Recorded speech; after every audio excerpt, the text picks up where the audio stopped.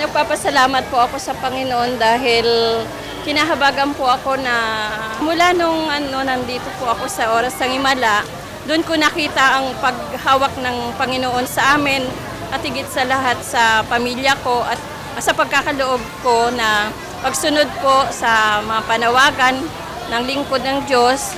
Doon po nakita ko ang kamay ng Diyos. Nakita ko po sa mga anak ko na ang tagal-tagal na niya nag-a-apply, paulit-ulit. Marami na akong nagastos sa kanya, pero nadidinay yon. Pero sa pagsunod po pagbigay natin, doon po nag-unat ang kamay ng Panginoon. Nandun na po siya sa Saudi na yung favor talaga ng Panginoon nandun dahil wala pong gastos, libre lahat na wala pong bawas yung sweldo niya. At yung patutuo ko sa anak kong babae, marami siyang problema sa papeles. Inayos niya po yun. Ngayon paalis na po siya, papunta na po siya ng Taiwan. At sa akin, yung ko, dating buhay, syempre, walang-wala, nagumpisa sa wala.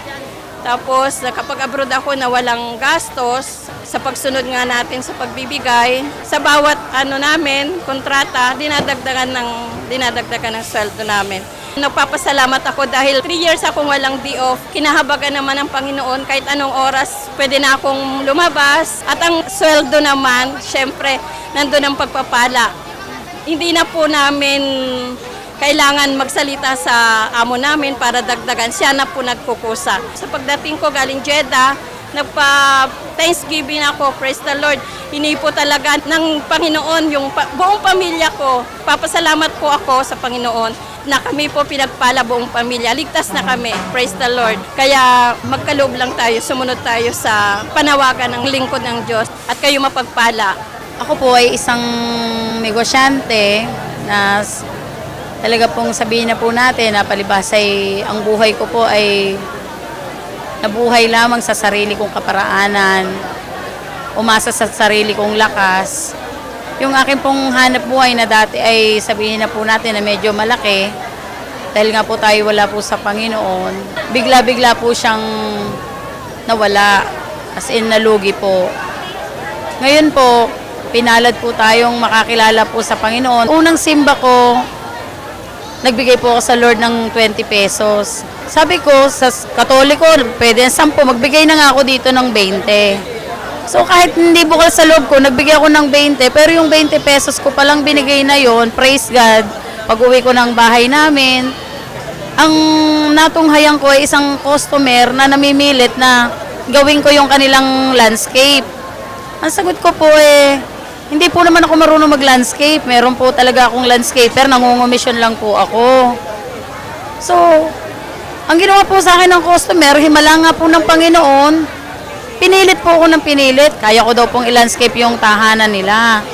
So, nilandscape ko po at praise God po, ako po nanalangin sa Panginoon. Sabi ko po, Lord, tulungan mo akong gawin ito kasi hindi naman ako marunong. So, sa paggagawa ko po noon, napaganda ko po siya.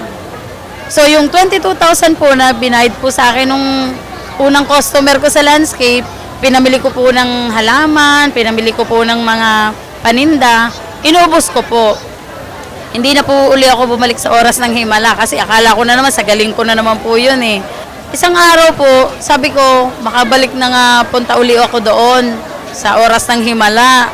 So, pagsimba ko po uli, nagbigay naman ako ng 100. Inabukasan po, may kontrata na naman ako, 45,000. As in ang mga biyaya po ng Panginoon, nagsunod-sunod na po sa buhay namin.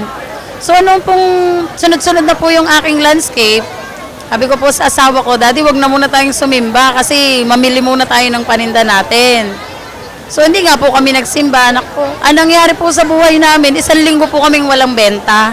So, doon po nakapag-isip ako na, Lord, patawad po. Ako po'y patuloy na sumusuway. Kaya po mula po nung araw na yon, nagdesisyon po ako na mag-commit po ng puso talaga sa Lord. Kasama po sa buhay ng Man of God, natuto po akong sumunod sa bawat panawagan ni Tatay Apostol. Ang kanya pong bawat pagtawag ay pagsunod ko ngayon. At sa bawat pagsunod ko po, ang mga biyaya po talaga ay nararanasan po namin.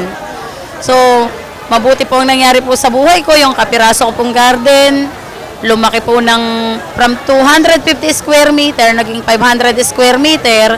At ngayon po, nagkaroon na po rin ako ng taniman na kulang-kulang na 3,000 square meter. Sa kabutihan po ng Panginoon, sa akin pong pagbibigay at pagsunod, ang Panginoon po ay patuloy pong nagpapala. Akala namin yung buhay namin na masagana noon, hindi na namin mararanasan ngayon, pero totoo naranasan po uli namin. Nakabili po ako ng isang motor. Ang amin pong church napagpala din po, nabilhan ko po ng mga gamit. Ang patuloy pa pong pagpapala na binibigay po ng Lord ngayon, ang mga kaibigan ko po na dati po ay pag sinesharean ko, hindi po naniniwala sa akin. Praise God po. Ngayon po, namalayan ko na lang po yung mga kaibigan ko, nagtatights na rin po sa oras ng himala. At ang dakilang bagay po, yung mga kaluluwa po ay pumapasok na po sa aming church. Patuloy po tayong magbigay, sumunod, magmahal ng tapat sa Panginoon. Praise God po, pagpapalain din po ang inyong mga buhay.